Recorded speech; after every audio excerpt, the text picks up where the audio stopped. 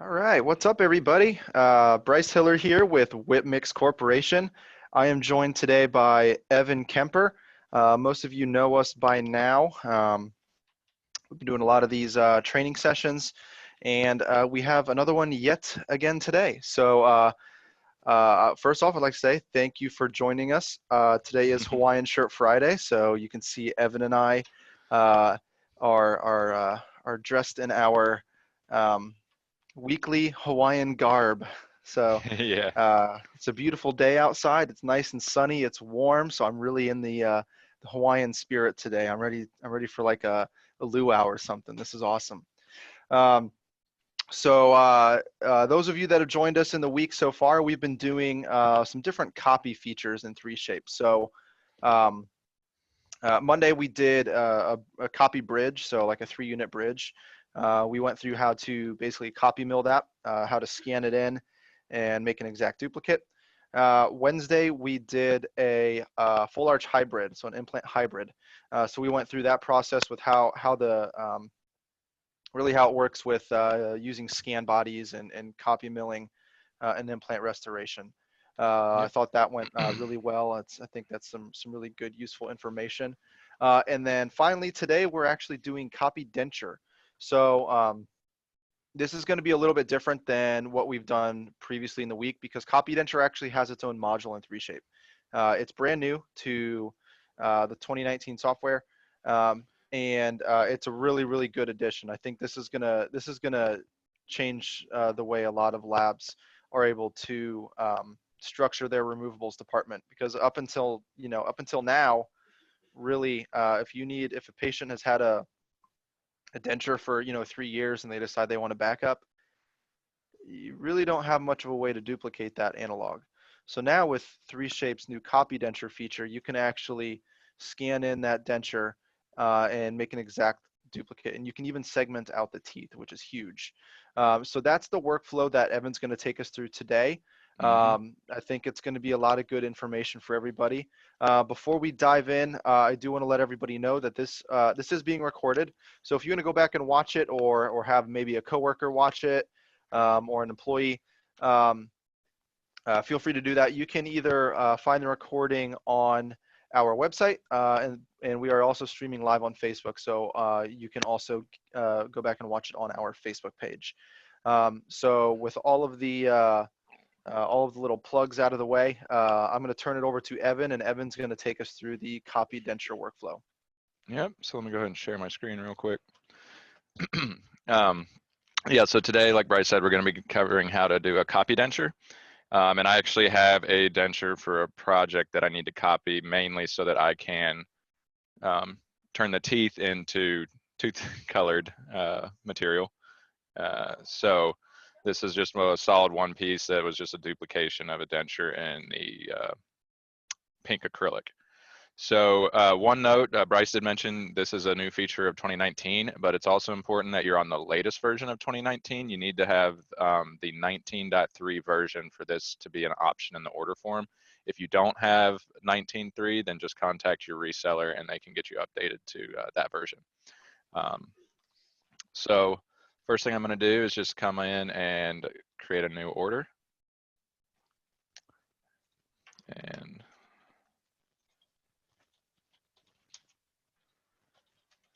just give it a name. So this is a lower. So I need to just pick the teeth that are on the denture. So I'm going to pick second molar and then just hold shift and pick the other second molar. And then I need to go to gingiva. And on the far right, you'll see an option now if you're on 19.3 called copy denture. And I'm just going to click that. From there, I'm going to go ahead and change my material to model material because I'm going to be printing this. And then I also need to go to anatomy and select artificial tooth, which will automatically default to that, and then also change that to model material.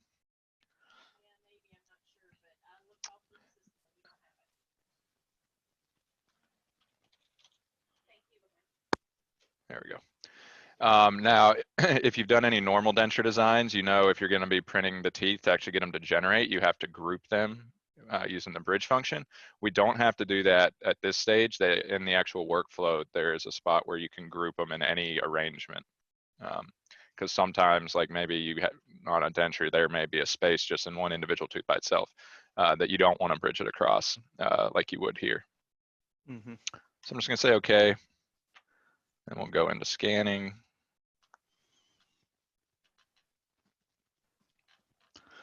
And I'm probably going to have to spray this because it's pretty reflective. And probably most dentures, if it's not a really opaque acrylic, then you're going to have to spray it. Yeah. Now, if you don't have scan spray, you can buy dental specific sprays. I know Snow Rock makes like a brush-on powder. It's not super cheap for usually for that kind of a product. However, you can get from Walmart, you can get Tenactin spray, which is like for athlete's foot. Make sure just make sure it's an aerosol powder spray, and that actually works. That actually works pretty well. So you can get that at Walmart, your pharmacy, wherever, and usually it's like $4. So if you don't have spray, it's a pretty economical option. So it's asking me to put it with the teeth pointing upwards. So, I mean, it's on the plate just like that, and I'm going to spray it.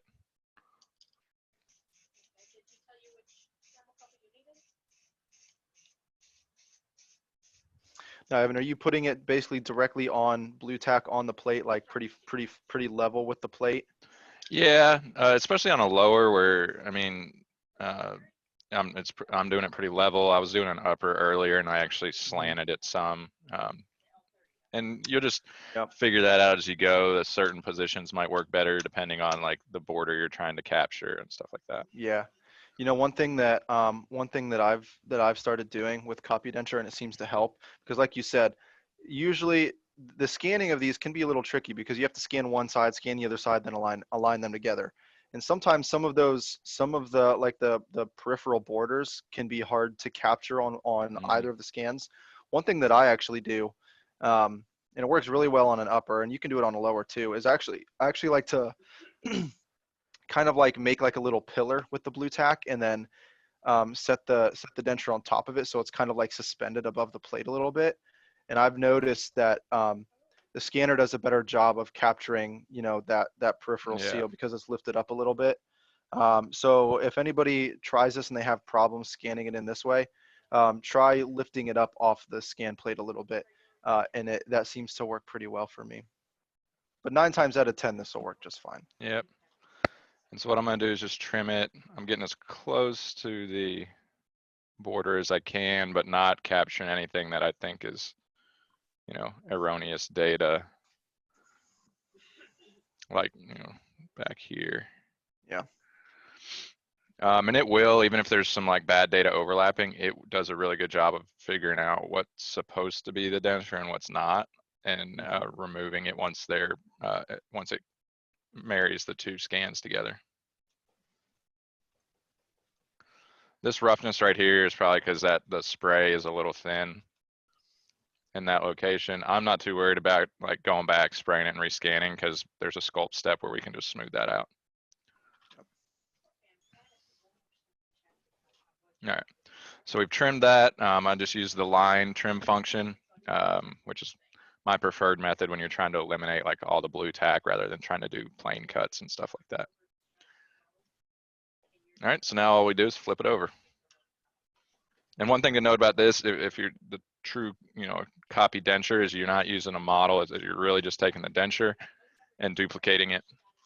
But if you needed to do like changes to the intaglio tissue portion of it, or you wanted to, you know, change the occlusion a little bit, then this is not the workflow you'd want to follow. You need models to do that kind of stuff. And yeah, if you needed, you can do some very, very minor adjustments, but and really just with sculpting tools. Yeah, and it's just, you don't want to. Very minor things. Yeah. Yeah. Now, if there were adjustments made, you know, say if the seal and tissue fits good and they had modified the occlusion some, and you just want to duplicate that, then this would be a good workflow. Or, you know, you could do this, you know, once a denture's like, you know, been fitted and the patient likes it, you could have a service where you duplicate it and store that file, and then when it gets old or broken, then you just print another one It's probably cheaper than the labor time that it takes you to do a repair. If you're like Yeah. an analog repair where you're actually, using cold cure acrylic and all that stuff. Yep. All right, so here I'm just gonna, when I do the trimming on this side, I just wanna make sure that I've got enough, and actually we're gonna do a little rescan here. We'll smooth that out. We'll smooth that out in the design, but I think there's a piece of dust on it, yeah.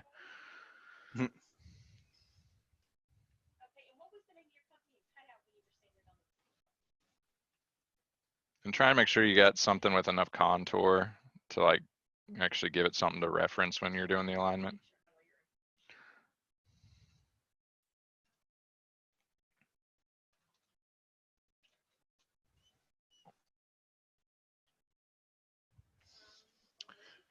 Now, if I'm not mistaken, I think I remember 3Shape saying they improved some of the algorithms in the 2020 version, right? I think so. We'll see. Mm-hmm. Yeah, because this is actually 2020, not 19.3. And you'll be able to give a better idea of that because I didn't use the copy denture that much in 19, or I've been on 20 since early beta. Yeah. So now that's trimmed, we're just going to go to align sides. And you can see because I left enough overlapping area, it actually did fine on the automatic alignment. Now little holes like this, that's okay. It's going to approximate that edge and it'll actually fill the holes. I'm not sure if that was a feature in 2019 or not. But you can see, yeah, it's the red areas are holes that it's filled, or where there were overlapping surfaces that just weren't quite in, right on top of each other. So it's approximated those surfaces. And basically, as long as that's not like, your occlusion or something like that, then that's fine, which is the outside of the denture. Inside looks fine. Mm-hmm. A couple of spots, but we're good. So we're going to go to design.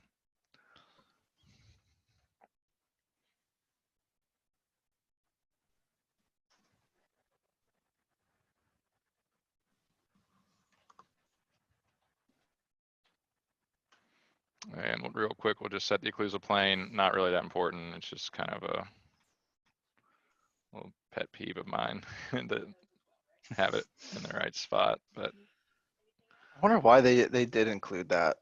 I think it's just rather than have to take it out in the code, it's part of the Yeah, it's normal easier to workflow. You just just leave include it, it. and less work for Yeah. developers would be my Yeah. guess. So now we have a Yeah. sculpt option where we can sculpt here if we want. We can sculpt later as well. I'm just going to go ahead and clean up that little blip there that I know is not right. And you can smooth this up some.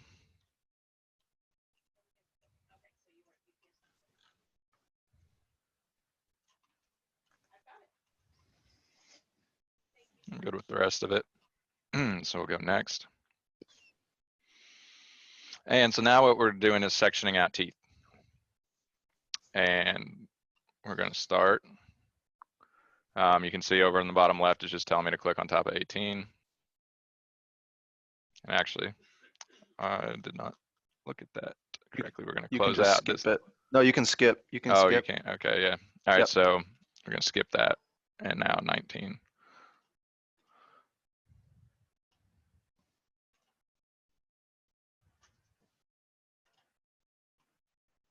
Yeah, the way they did the segmentation like Clearliner Studio, which was smart, which was really smart. And I'm pretty sure they use the exact same algorithm too for auto detecting the segmentation as Clearliner Studio. Yeah, I would think so. It seems to operate pretty similar to that. Mm-hmm. So now it's going to automatically try and find where you want it segmented.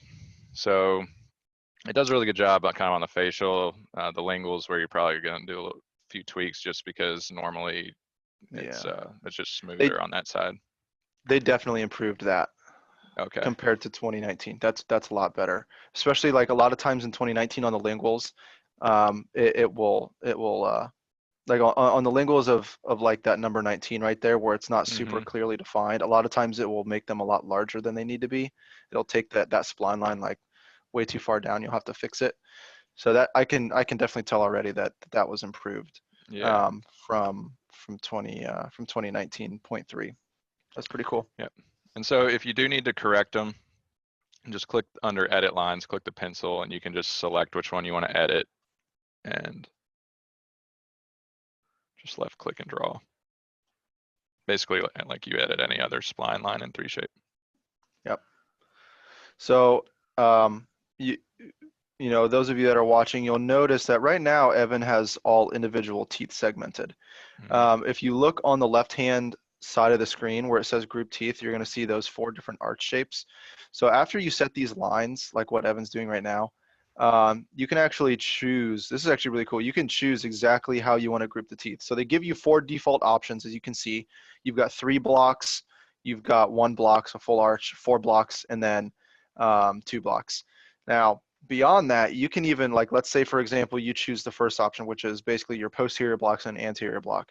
You can actually select that, and then you can unblock just the anteriors. So your posteriors are bridged, and then you have separate individual teeth for your anteriors. Yep. So you have complete control over how you segment these teeth.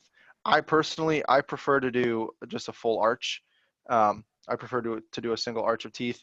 It's easier for manufacturing.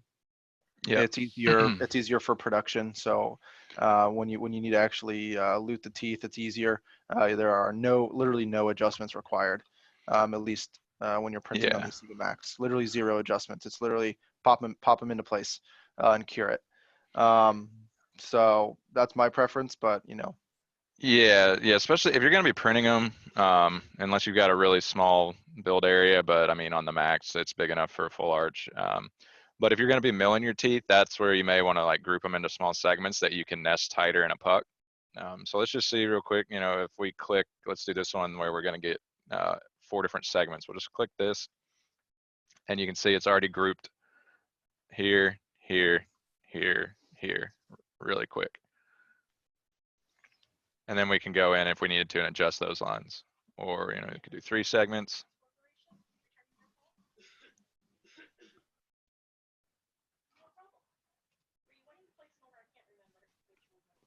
And if you want to clear it out, you can just hit the X here.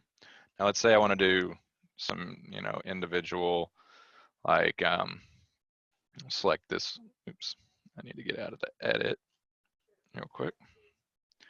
So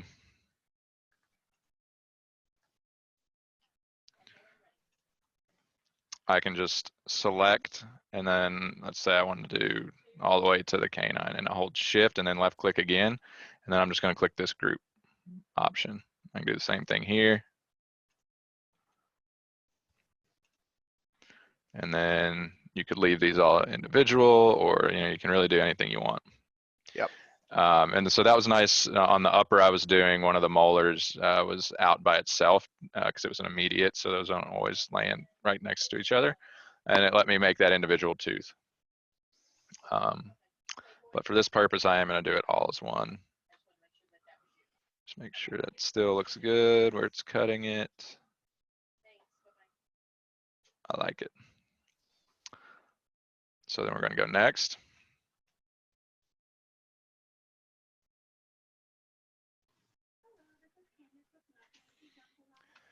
This is usually where people get freaked out and they call. Yeah. Because they see that if you roll down, yeah, they see that flash there and like, what's going on? It's normal. Yeah. It's okay. Yeah. All right. So at this point, you have a chance to sculpt on your anatomy, which would be teeth. I'm not going to change anything about the teeth, and those tools work the exact same as any other time you have the sculpt toolkit. Now you have the ability to sculpt on tissue.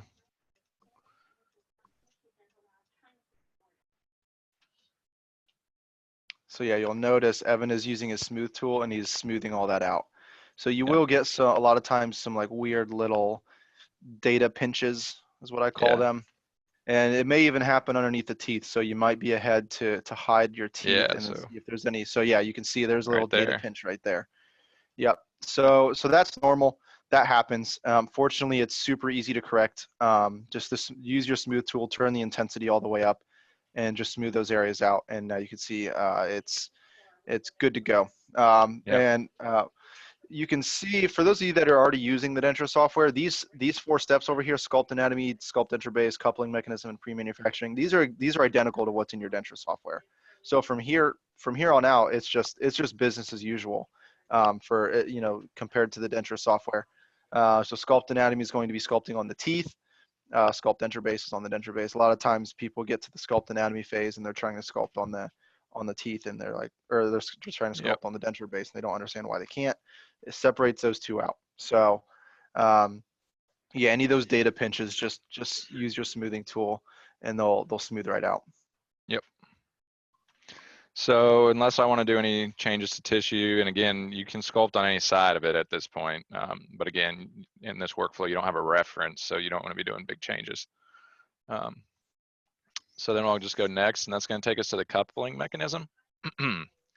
And since we have one piece, I'm going to be first determining the insertion direction of them. You can see it's determined. It's a little towards the anterior. Probably going to be actually a good position there. Yeah.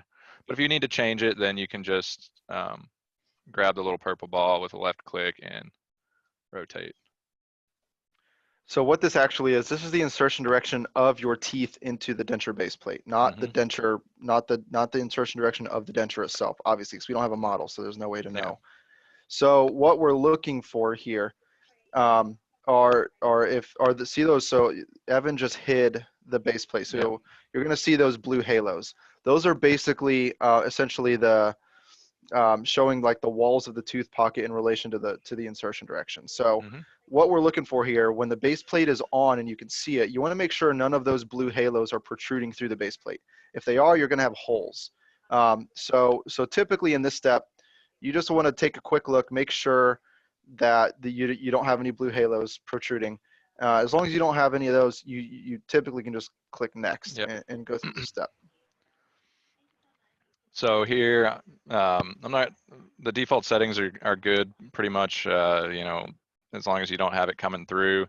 If you did have a tooth or a real thin spot in a denture, you might need to adjust the coupling depth, say to like 1 millimeter, so it's not cutting through the base.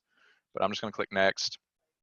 And so you can see it should have adapted those teeth and given me that coupling mechanism. It's smoothed them out and created that insertion direction. Yep. On pre-manufacturing, there's really 2 options. One, deciding how much glue space you're going to have.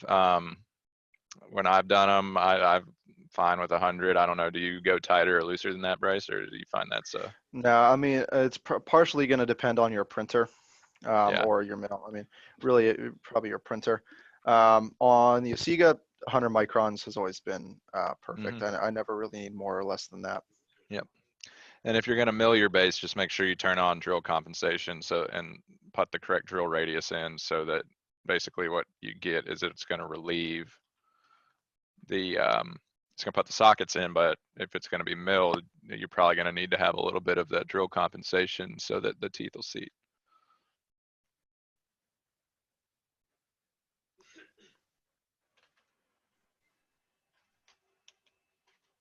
If at any point anybody has any questions, type them down below in the comments, either on Facebook or Zoom. Type in your questions and we will answer them. So these little areas right here on the anterior, that's the drill compensation it put in if you're going to mill it. But since we're not milling it, we would just turn that off. And you can see it gets rid of it. And there's the 2 together. Get this little error. There's an issue in my control panel. Close, save it. And then we can generate the output.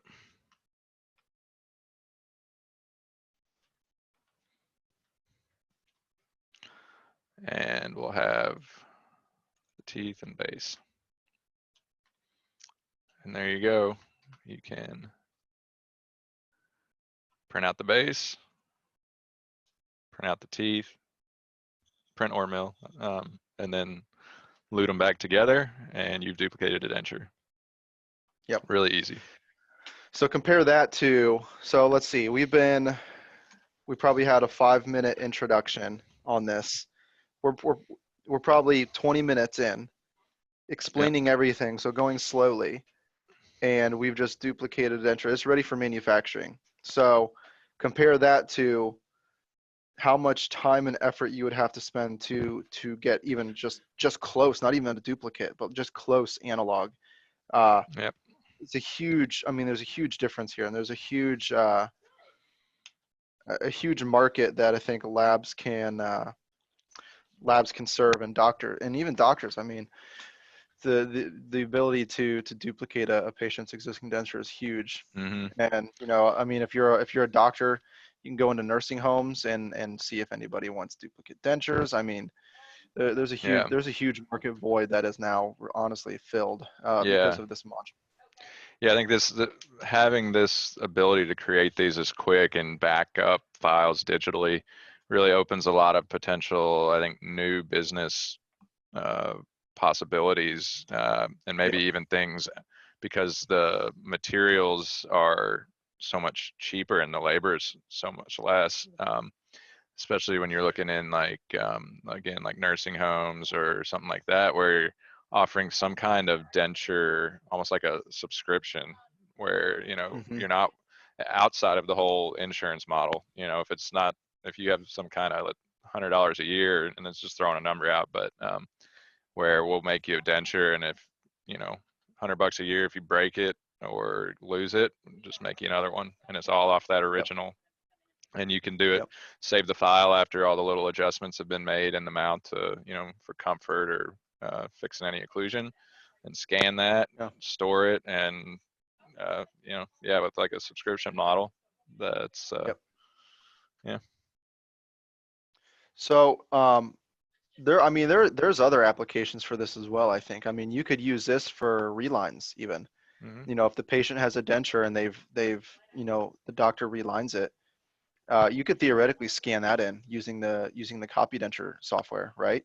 Yeah, yeah, you could. I mean, yeah, You'll because need to the smooth out reline will be some of the, yeah, the you'll need to border area, but smooth a little bit of the reline material out around like just yeah, above the border on the exterior. yeah, But like I around mean, in here. that's not that much work. Yeah, I mean, that's not much work at all. Yeah, So now you've just, I mean, we have a really quick way to take just a reline, even if you don't already have the file, you don't need it.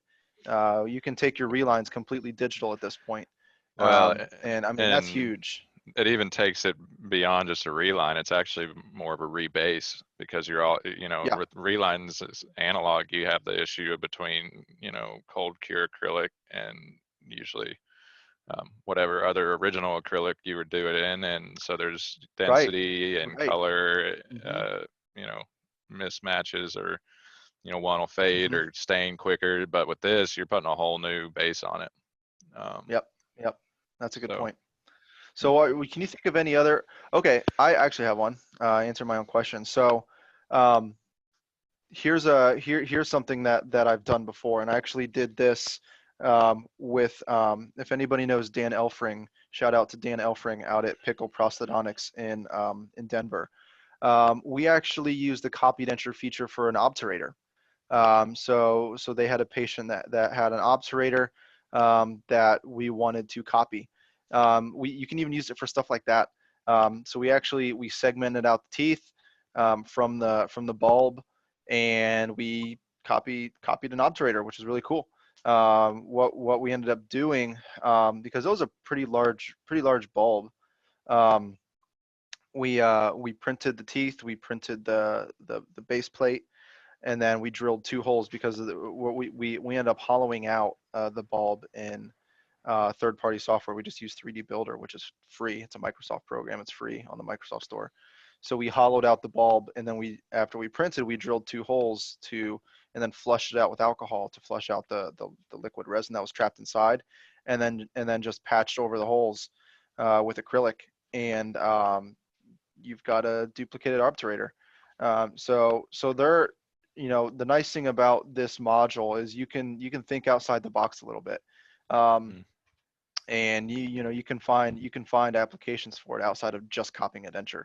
The other thing is you don't even have to segment out the teeth. I can't remember if Evan, if you mentioned this in the beginning, but If you wanted this to be monolithic, so you don't want the teeth and the base plate to be separate, you can, in your order form, just don't select artificial teeth, just select copy Yep. denture, and then you don't have to segment anything out. So that opens up a whole nother arena of possibilities, because anything, I mean, you can theoretically scan anything from both sides, align it, and then have a Yeah. duplicate.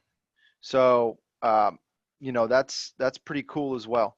Now, as far as the subscription goes, Evan, copy denture, you have to have the full dentures module, right? And that will include copy denture, I Yep. think. Is that right? Yeah, you Okay, need so complete dentures. yeah, yeah. So if you don't have full dentures, the full dentures module, you won't have this. You'll have to get the full dentures module.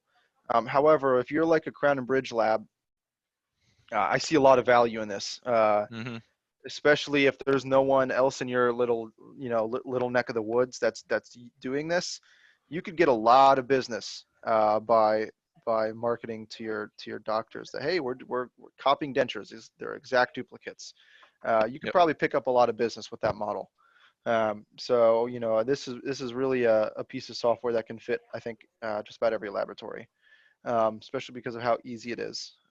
So let's see. I'm going to check and see if we have any questions on Facebook. Don't see any questions on Facebook. I don't see any in Zoom either. Guys, this is going to be a short one today, Yep. just because because the copy denture software is so simple. It's so streamlined. There's really not much to go in depth on. So this is going to be a quick one today for our Hawaiian Shirt Friday. So I apologize that all of our lovely viewers will have less time staring at our incredible Hawaiian shirts. Yeah. But that's okay. I think it's Friday. Everybody's probably, about ready for the weekend. Did we get one? Yep. One question. Okay. Yeah. And also, if you guys have off topic questions, throw them at us. If you tell us what are your weekend plans? I'd love to hear if anybody's doing anything fun this weekend. What new materials are you planning? Nice try. Nice try. We do have some in the works. Some we have materials in the works that we're developing in house. Now, as far as third party, I know. So Dentka just released their crown and bridge resin, and that does have a 510K on the Asiga Max. So if you have the Asiga Max, you now have a temporary crown and bridge resin at your fingertips. The crown and bridge resin is it's validated for 30 days intraoral. So if you need longer than 30 days, just print several of them. It's a pretty easy solution. Like if you've got if you wanted to print like a like a roundhouse case provisional, just print a couple of them if you need more than 30 days. I think those come in, I don't think they come in all Vita shades. I think they're, I want to say bleach A1, A2, A3, A3.5, probably B1, B2. Do you know if they come in any C or D shades, Evan? I don't off the top of my head, but we can probably find it out We could probably find real out. quick. Yeah. Let's see what else. DTAX should be getting their 510K on their denture resins for the Asiga Max. I don't know when that's going to be. With all the old Rona stuff going on, it's been delayed, obviously. So that's hopefully this year. If it hasn't been released already, hopefully that will be this year. I have not gotten any updates on that yet, though. Evan, can you think of any other materials? I do know on Asiga's website there is now Formlabs resin and Envision Tech resins are It's now not on here yet. validated. It's not on there yet. Okay.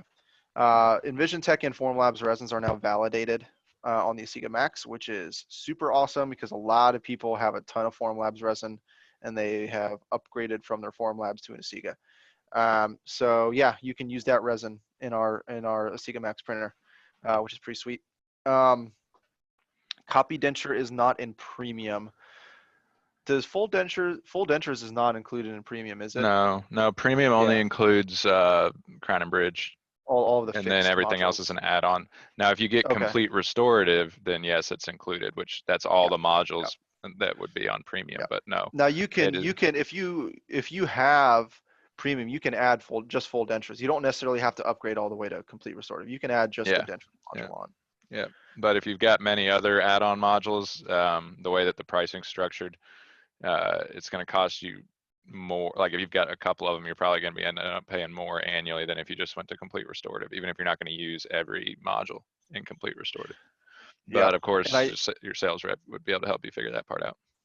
yep. And I do have a note here from Sherry Weatherby. Um, she did talk to DTAX. They're shooting for the end of summer. So that's really good news.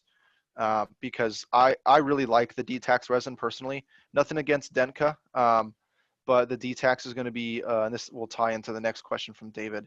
The DTAX is a little stronger than the Dentka, and it's less translucent, which I like for characterization. I prefer a less translucent, a more opaque resin for characterizing. Just me personally, but that's really kind of a preference thing. And on that note, David asks, what's your take on the strength of the denture-based materials? To be honest, it's getting there. There still are some brittleness factors. You don't want to go chucking this down a hallway onto a concrete floor. It's going to break. Realistically, it's going to. But you know, that a lot of people ask that question, and they're adamantly against digital dentures because they're not necessarily as strong as like a heat cured. And that may be true, but does anybody remember what the original Bruxer looked like? Looked like crap, right? It did not look good. It might have been strong, but it looked terrible. I mean, it just looked like blocks of stuff in your Chalk. mouth, blocks of chalk. Yeah, didn't look good.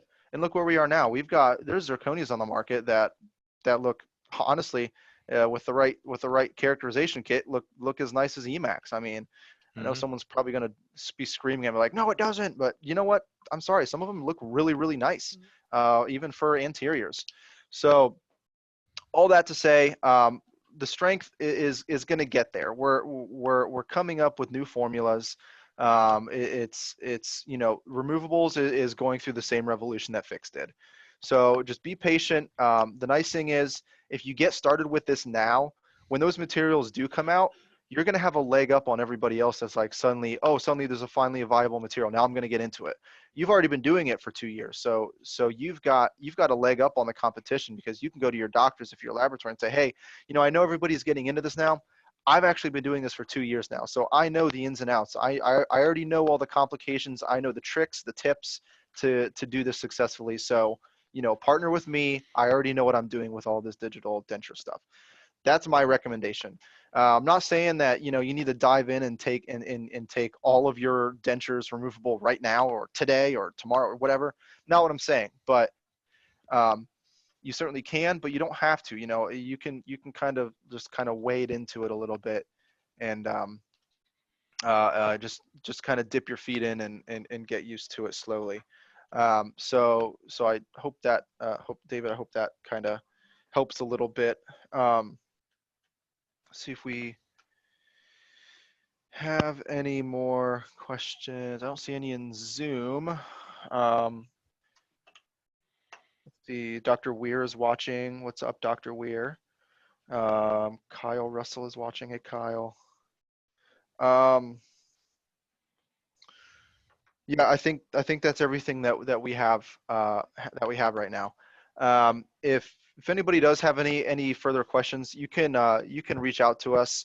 Our email address is productsupport@whitmix.com, and our email or our phone number is hang on, I got this, 1-800-626-5651, extension 1437. That comes to all of us in tech support. So feel free to reach out to us. We're always happy to talk to you and answer any questions, and kind of be a little bit of a source of information for everybody. Evan's got pulled up what we've got coming next week in our training series. Looks like Monday, Corey and I are going to be doing Toronto bridge design. We'll see if we can get through the whole design process. We might not, honestly, in an hour. We'll see. But that'll be a really good one to join in on. June 10th, that's Wednesday. We've got advanced denture design. So that's going to be Evan and myself. That's going to be more of a Q&A. So a few weeks ago, Evan and I did kind of basic digital dentures in 3Shape. On Wednesday of next week, we're going to kind of be diving into more in-depth topics that people want to talk about. So please join us for that and bring as many possible questions as you can about dentures, 3D printing, milling, all of that stuff. Anything remotely related to digital dentures we want to talk about with you guys.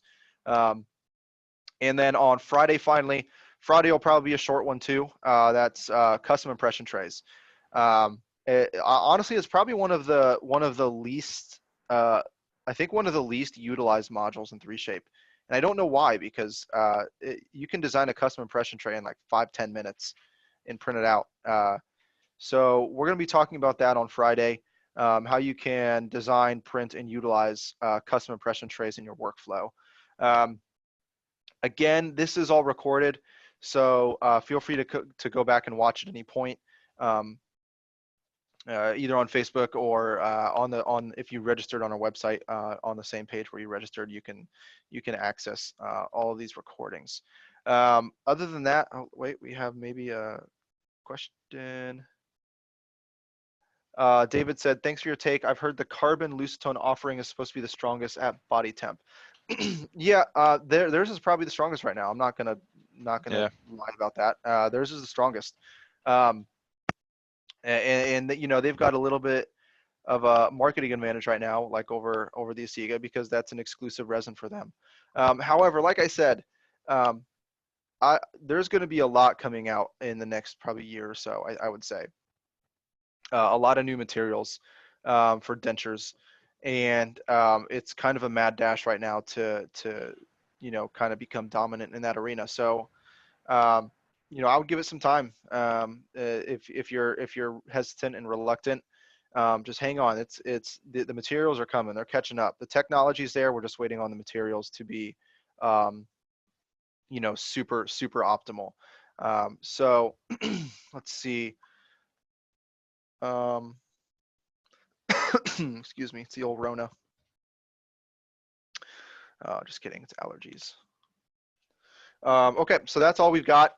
Evan, do you have anything that you want to add on before we No. before we end it? Cool, awesome. Well, thank you everybody. I hope everybody got some good information out of this today. Hope to see you all next week in our kind of hodgepodge of training sessions that we're going to be doing. Hope everybody has an awesome weekend. It looks like the weather's going to be pretty nice. So have fun, stay safe, and we will talk to everybody on Monday. Bye.